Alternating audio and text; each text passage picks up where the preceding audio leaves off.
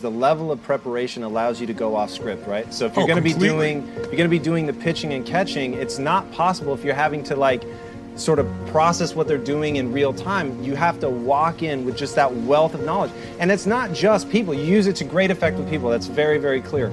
But it isn't just people. It's anything that you're trying to be great at. That's right. To go in and just put an inhuman level of dedication. It's about not being an effing dabbler. I can't stand it. We live in a culture where most people are dabblers today, because today, if you ask me, what does it take to be happy, and give it you one word: progress. Progress equals happiness. When you're making progress in your body, even if you're not there yet, you feel good. You achieve your goal and you just sit around, you're not happy. We gotta grow, we gotta make progress. It's easy to make progress in the beginning of something. In the beginning of a relationship, who doesn't have a good time, right? In the beginning of starting a business, if you love what you're doing, of course you're gonna have a great time. In the beginning of anything, it's easy. A job, it's fun in the beginning, it's novelty, it's new.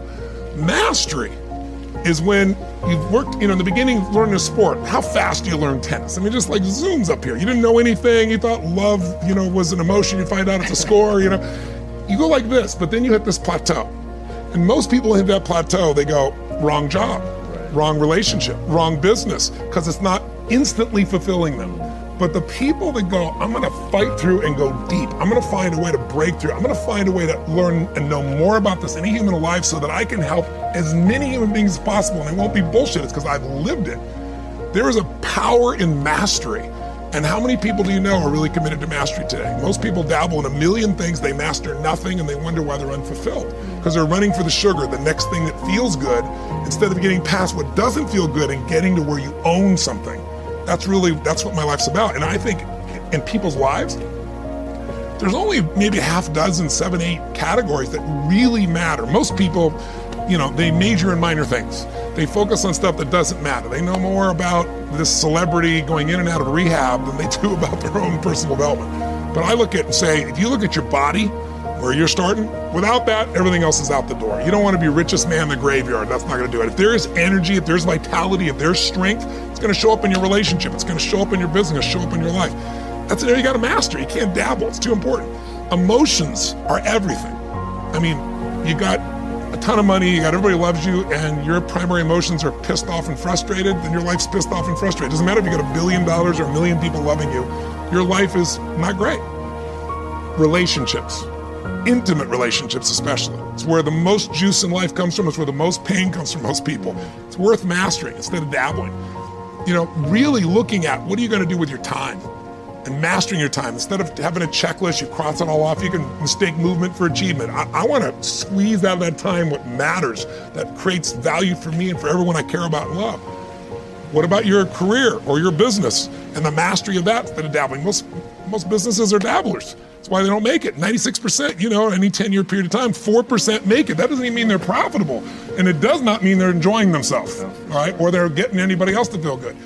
Really mastering money, so that it's not a question in your life. You can do and be and give and share as much as you want. You're not stressed about it. You live in a place of abundance. And then spiritually, really, I think, I don't tell people what to believe spiritually, but I believe that ultimately, whatever you believe, you got to live it, and it should lead to growing and giving. If you're growing, you feel alive. If you're giving, you feel 10 times more alive. And I think if someone can celebrate and give, then that's spiritual state. So to me, those are the areas I look at mastering.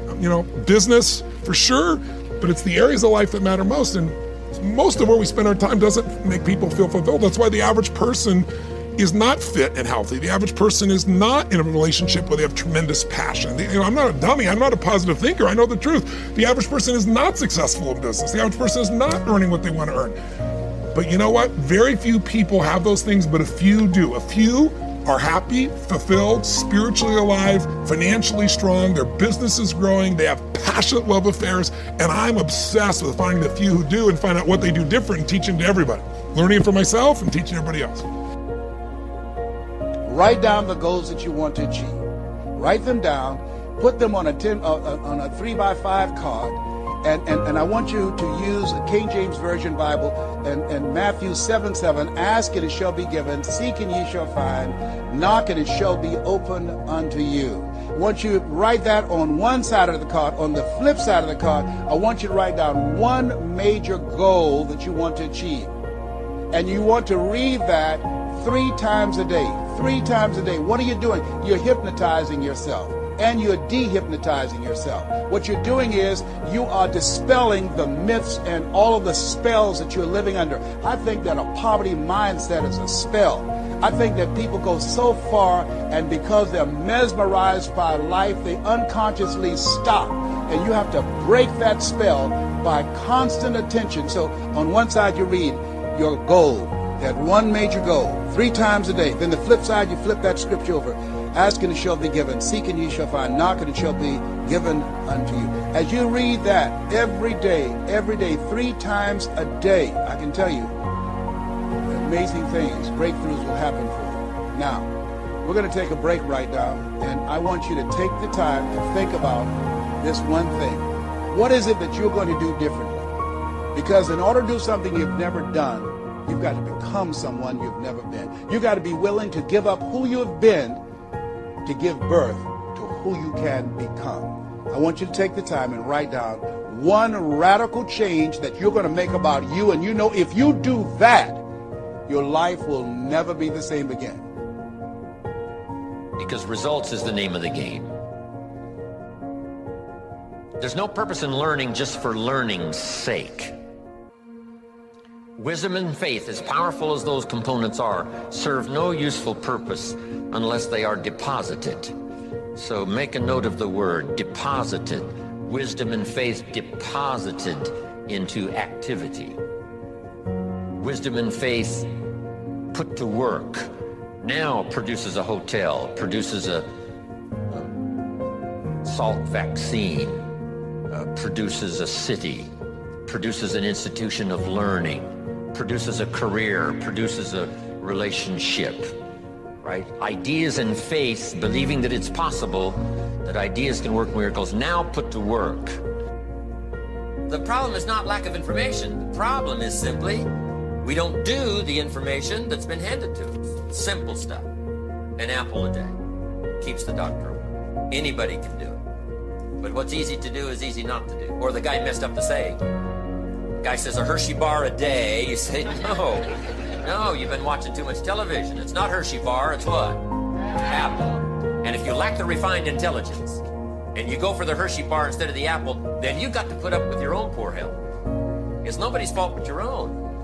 A few basics you won't practice, a few ideals you won't let them serve you, then you got to put up with your own empty bank account, empty heart, empty soul, not enough vitality, not enough health. I'm telling you, anybody that wants to can rearrange all of that.